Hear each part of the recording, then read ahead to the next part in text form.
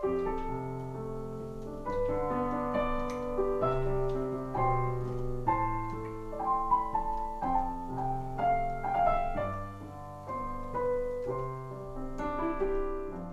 you, Sky. We're holding with the tradition of having a featurette, which we don't always do, but Sky had a wonderful idea of teaching us a little bit about something in music that will lead into his talk. Okay, so I want to share with you a little bit about music, which is so beautiful to me. It's the theory of music and how we understand resonance and harmony in music, because there's a mathematics to it and a science to it. And it's deep and close to my heart. So I want to share with you this idea of scales and modes. A scale is a kind of mode. A mode is like a way of operating, right? I've got a mode of being, a mode of modus operandi, the way that I do things around here. And a mode in music is an arrangement of musical notes. So some of you may have heard of this before, but there are essentially 7 different scales at least in this way of looking at music in the Western world and in the Eastern world. There's a crossover here. And so the first of these scales, these are really all the same notes, just in a different arrangement, different order. We're going to talk today about the modes as arrangements of information that help us make meaning of the infinite variety in nature. And there's an infinite variety in music, right? I can play all these notes on the guitar. But how do I arrange them in a way that's beautiful and meaningful? Well, the Ionian scale is like this. Those 7 notes, and you might have heard it. It's a major scale, very simple. But its song is like this. Happy birthday to you, happy birthday to you, happy birthday, happy birthday, happy birthday to you. And if it's your birthday this week, then that's for you. So that's the major scale, or the Ionian scale. And then you can arrange those notes in a slightly different way and get the Dorian scale, which is a minor scale. A song like Scarborough Fair by Simon and Garfunkel. Are you going to Scarborough Fair? Parsley, sage, rosemary, and thyme. So you might have heard that. Parsley, sage, rosemary, and thyme. It's a little unusual. It's got this stretch to it that brings us out of our comfort zone just a little bit. That's the unique quality of the Dorian scale. And then the Phrygian scale is like flamenco style music or Spanish gypsy music, or in this case, Jewish music. Hava, Nagila, Hava, Nagila, Hava, Nagila Vinishmeha. Hava, Nagila, Hava, Nagila, Hava, Nagila Vinishmeha. And that's my tradition. My daughter's actually having her bat mitzvah in 2 weeks. So it's a big time of celebration for us and a lot of work getting that together. So that's got some interesting twists of melody and harmony there that you can just hear. You can hear that that's different from the previous songs, like Happy Birthday. And then there's this song for the Lydian scale, which has a little bit of uniqueness to it. You'll recognize this.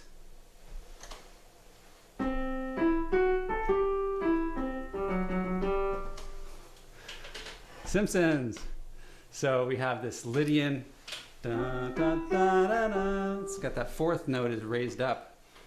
Again, it's just a mixing of the constraints, the limits that we're placing on the notes that we choose, and within those notes we can have a song, a quality of music.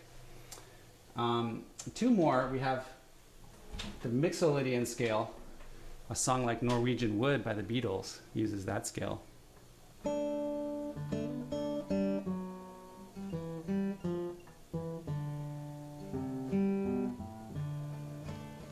I once had a girl, or should I say, she once had me. She showed me her room, isn't it good, Norwegian Wood. That's a mode. It's called the Mixolydian mode. It's got a certain quality to it. In that case, it's a flat 7. And then finally, the last one I'm going to share is the Aeolian mode, which is called the natural minor. A song like Bob Dylan's Watchtower.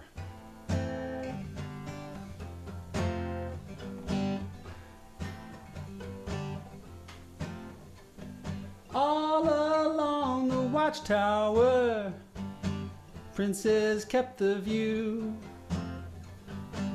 while all the women came and went, barefoot servants too. Outside in the cold distance, wildcat did growl. 2 riders were approaching, and the wind began to howl.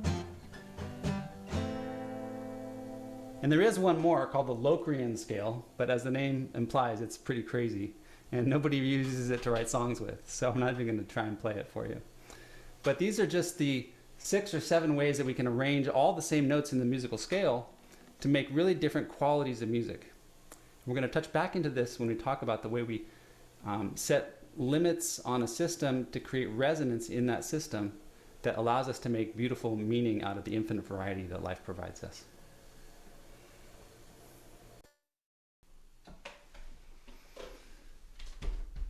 Nothing is holding you back this morning from being your radiant self. Not rainy weather, not broken technology, just our own inner stories that we're releasing gradually and healing into the future that we want to create together. So I want to share with you today about those stories and how we understand resonance, the science of resonance and modes that we started talking about, and how we can live our lives in a certain mode and then shift to a new mode. So the mode we might be in is like pleasing people.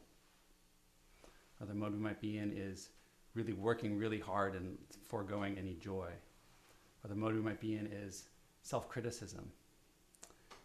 But these modes can be shifted as we gradually understand that we're creating a resonant container with the world, putting out this energy and getting it back at the same time, and we start to shift what we put out and how we feel about ourselves and create a different mode and shift from the Ionian mode to the natural minor mode to the Phrygian mode. Whatever we want to be, we can start to create. So the modes become a really useful metaphor. I want to tell you a story that's really up for me right now. And I assume you can hear me okay because we tested it out, but just let me know if I need to turn up or down. So I'm doing some healing work in my life around my relationship to other people. And I'd say that the description of what I've done in my life, the mode that I've been in, is one of, I would say, pleasing people, but maybe even more specifically, feeling separate from people and having to defend my point of view. When I have to feel like I have to defend my point of view, I feel disconnected and I don't trust the relationships that I'm in that much. And I've noticed that this has really been a theme in my life as I've done some work on this. And synchronistically, I found myself just 2 weeks ago at a family gathering. And strangely, the only people that showed up at the family gathering were my sister and my stepdad. And my stepdad is this person that I've really developed some of these patterns with. We grew up, when I grew up, he was this big figure in my life, and I felt like I had to prove that I was right and get into sort of head-to-head butting heads with him. And so when I showed up at the park for this family gathering, and it was just him and my sister, and I was going through this sort of reorganizing of my inner world, I was really kind of caught off guard. And I found myself shutting down. Does anybody experience that kind of shut down when you don't quite know how to be in a situation? And that's how I felt. And I love these people. I've spent my whole life around them, but I didn't know how to be in that moment. And I'm really grateful that my sister was there. She noticed that I was being pretty quiet, and she put her hand around me and said, is there anything you need? I noticed something's up for you. And my new mode that I'm trying to reach toward is connection. So I thought to myself, well, I don't know how to address this issue right now with my stepdad, but I do know how to reach out for connection, because my sister just reached out to me. I leaned into her and I gave her a hug back, and I started to feel more connected. And in that space, I started to sing a song. Lean on me when you're not strong, and I'll be your friend. I'll help you carry on, for it won't be long till I'm gonna need somebody to lean on. And she sang with me, and we started to feel connected together. And from that energy of more connection, I found it possible to expand that circle of connection to include my stepdad, and feel like instead of I was against him or having to convince him of something, that we were in the same circle together, and he supported me and loves me. And I started to feel that in my body. That mental shift created a shift in my body. And I shared with him. I asked if he'd be open to hearing what was going on for me, and he was open to it. And I shared that when he has a strong opinion, which is pretty frequently, and sometimes he has some force to it, and it's scary to me, especially to the little 5-year-old Sky, you know, that's remembering what it was like to be 5 and to have this person that's big and strong having force and opinions is scary to me. And so I shared with him directly this story, this experience that I had with him. And because there was this container that I created in my own heart to include him and feel connected, he was also in that space of hearing it. And we had a connecting moment, and we both heard each other. Heard as in H-E-A-R-D, not H-U-R-T. And so this was a chance to shift the mode that I was in. And it was a very conscious choice to go from feeling like I have to defend my point of view to reaching for connection. And it started with my sister and then expanded to him. Just last week, I went to the camping trip with my family. This is about 15 people. And on the camping trip, there was an opportunity at one point to step aside with my stepdad and have a conversation. And this conversation went much deeper and more direct about, me talking to him about what it's like to be an adult around him. And it's different from being a kid. And here's another opportunity that showed up in my life to go further in that relationship and reach for connection. And so here we have 2 opportunities that showed up for me in a course of 2 weeks to do this work that I was really interested, that I was already committed to doing. I didn't set out to heal the relationship with my stepdad, but I did set out to heal the inner part of me that wants more connection. And then he shows up in my life as like, this is the person you got to deal with, So I want to talk today about how we set up these experiments in our life based upon what we choose to focus on personally inside, and what we do with our bodies, what kind of activities we take, what kind of job we choose, what kind of conversations we initiate. We're setting up like an experiment, a container within which resonance happens. And that resonance is a person showing up in your life at just the right moment to have a conversation with you, or a job showing up at just the right moment to give you a new opportunity, or an illness that shows up to help you realign your priorities, or the ending of a job or a relationship that helps you understand, what you really need from your relationships moving forward. All of these things are filling a container that we set in our lives with the choices that we make of how we want to grow. And if you take anything away from this talk, I hope it's that the container that we set creates spaces for events and synchronicities to happen. The synchronicities are always in service to our higher good. They may seem frustrating or confusing, but just like the notes in that scale, remember we can play any note we want in the scale. But when we turn it into a mode, it becomes beautiful music. It gets meaning from that container that we create. So what is a mode? Well, let me share my screen, and I want to show you a couple beautiful images. So first of all, these are the musical modes, and this is a picture of a nebula from the James Webb Telescope, this beautiful new source of galactic images. And these are the musical modes: Ionian, Dorian, Phrygian, Lydian, Mixolydian, and Aeolian, and Locrian. I just wanted to show you some of these astronomical pictures too while we're here. And we're going to talk about music, harmony, synchronicity, and then multiverse.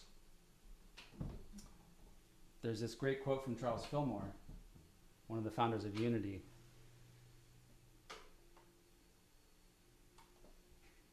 It is a law of spirit that we must be that which we would draw to us. If we would draw to us love, we must be love, be loving and kind. If we would have peace and harmony in our environment, we must establish it within ourselves. Yes? Do you agree? So what is resonance? These are galaxies, by the way, from the Stephan's Quintet. These 5 galaxies that are clustered together. Beautiful picture. What is resonance? There's this beautiful thing called the harmonic series. If I take this guitar and I pluck it, it's fixed here and here. So I've given it some boundary conditions, some limitations. And within those limitations, it can vibrate a certain kind of way. That's the bottom string vibrating here in this big wave. But there's also another vibration that's happening simultaneously, which looks like the second one here. And I can show you that by placing my finger at the midway point. I place my finger right at the halfway right here, and it makes it so that part is still. And you get a higher note. It's actually an octave.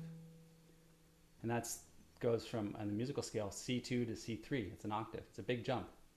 And I can get to the G by putting my finger at the third, cutting the string in thirds, such like this harmonic. That's the 7th fret. That's a G. And then we can go to the C4, the next C harmonic, at the quarter wave. So I can cut the string into pieces and demonstrate that there's these harmonics that are present in the note. And all of those harmonics have something in common. They fit the limitations of the guitar string. They're fixed at the ends. And so in music, we create boundaries and limitations, and within that structure, we get beautiful music. And those harmonics get closer and closer together as you go up the scale, and so that you see that the musical scale flattens out as we go higher. It's kind of interesting. It's a beautiful mathematics that, you know, if you're studying music, it's really also wonderful to learn about this from a science point of view. And you can see this in nature.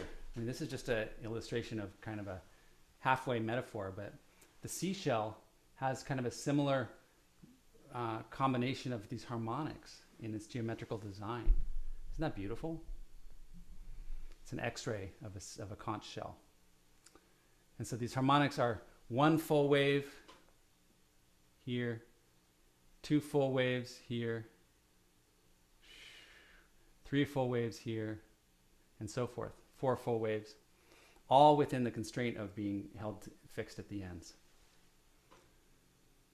So what is a resonant mode? This, by the way, is a picture of galaxies in one of the darkest parts of the sky. Each of these pictures, each of these spots of light is a galaxy with like 1 billion stars in it, or 100 billion stars.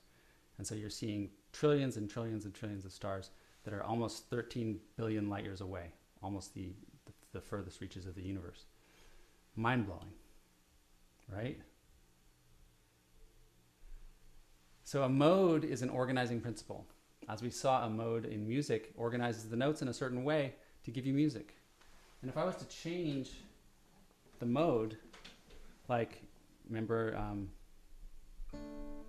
Norwegian Wood? I once had a girl, or should I say, she once had me. She told me she worked in the morning and started to laugh. I changed modes right there. I told her I did it and crawled off to sleep in the bath. And when I awoke, I was alone. This bird had flown. I'm changing modes, and there's a little bit of energy that comes with that.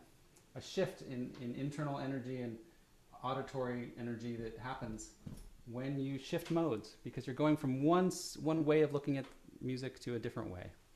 And it's the same thing in our lives when we shift modes. It takes some energy and some attention, and we feel it. We feel the shift.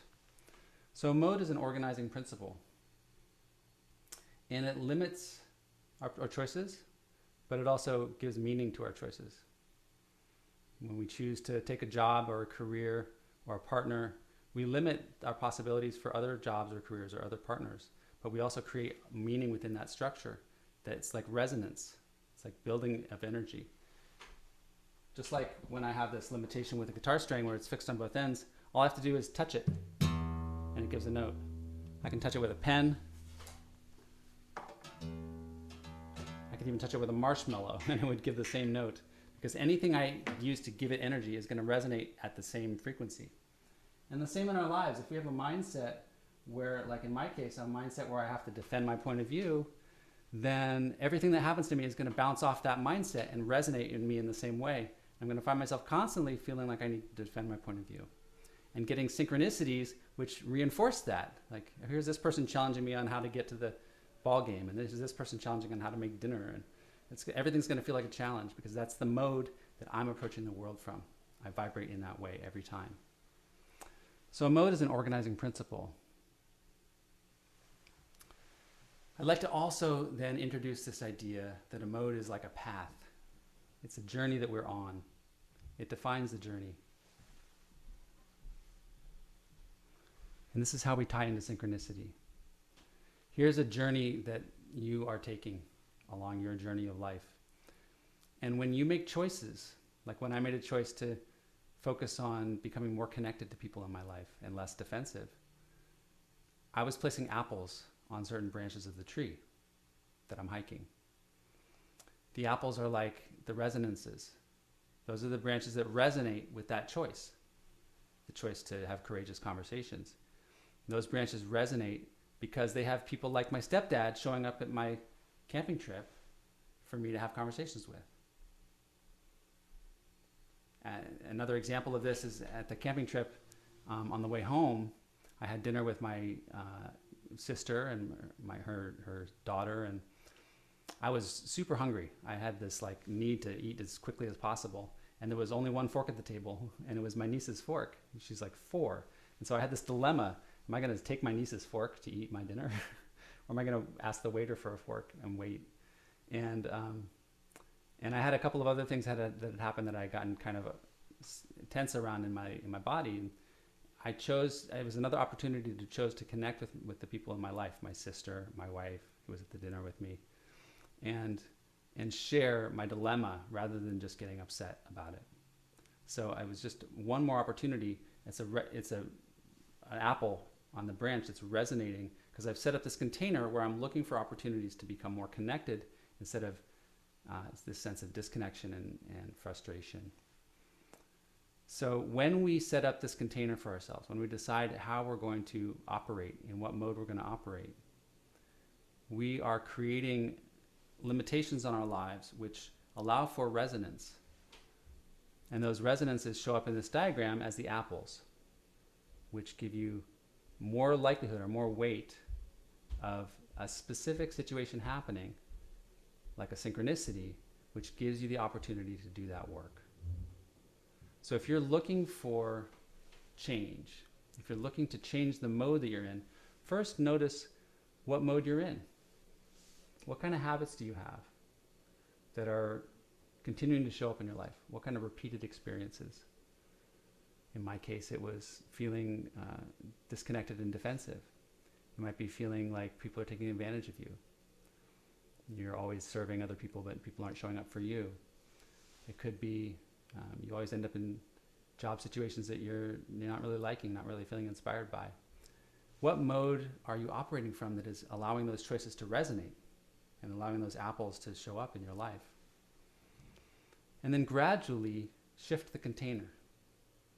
Change your expectations, change your beliefs. As Unity teaches, beliefs are things, thoughts are things. And so we start to create new thoughts. We don't immediately have different experiences, but we set up a new container within which resonance can happen. And those new synchronicities show up as opportunities to do that inner work. And they happen because they're leading us to these apples. These apples are these beautiful resonances, these beautiful outcomes that align with our deepest human desires. And so we can trust that whatever is showing up in our path is resonating with the mode that we're setting up for ourselves and is leading to something more beautiful for us down the road. But it can look a little difficult or a little challenging in the meantime. You know what I'm saying? So just before we close, I want to leave you a tool. You've seen this tool before, the Lorax Tool. It's simply this. Listen to the situation you have in your life. What is it? What's going on for you? Don't just resist or push it aside. Listen to it. Open your mind. What could this situation be teaching me or helping me see that I don't already see? Reflect. Take some time to compare. Well, here's the things I'm trying to create in my life, and here's what's coming. How do these things relate? If I'm trying to create more connection in my life, and I have this face-to-face conversation with this person, my stepdad, who I feel really disconnected with, how is that serving me to reach my own stated goals? And release the attachment that we might have to a certain way it looks, or a certain set of activities, and trust that whatever's happening is the right thing for you right now. And from this listening, opening, reflecting, and releasing, then you can know what your action needs to be. You can try something, experiment. Create that container within which you can have resonance happening and see what resonance happens. Don't give up. Keep the cycle going, because resonance is about a continuous, ongoing cycle. Energy coming in, energy going out. And go back to listening. Listen to life again. So this is the Lorax cycle that can help you shift from, once you've identified what mode am I operating in, what mode do I want to create for myself? I'm going to start listening and following the Lorax cycle. So experiment with your mode. And I say in my latest book, Leap to Wholeness, synchronicity weaves a tapestry. Through meaningful experiences, we grow in our ability to handle change, and we rise to our next level of challenge. That's what I invite for you this week. And I want to take that into prayer together. So let's shift our minds and our hearts into alignment. You can close your eyes if you like.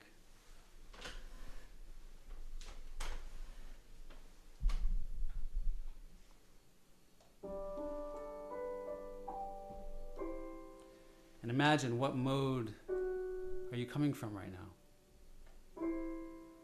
What's one word you would use to describe your mode?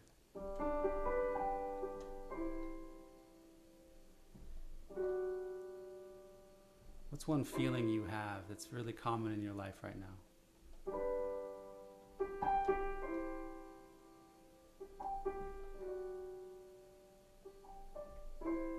And what mode do you want to shift to?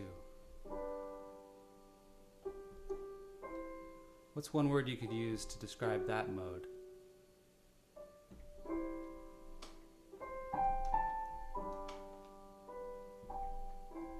And this week I invite you to notice the choices you make and where you focus your attention. And just keep bringing it back to these two modes. Hold them tenderly and with love and compassion. And know that you're on a journey of divine guidance, divine purpose. And you will make it through this time. You will grow and heal and change as you go. Blessed be.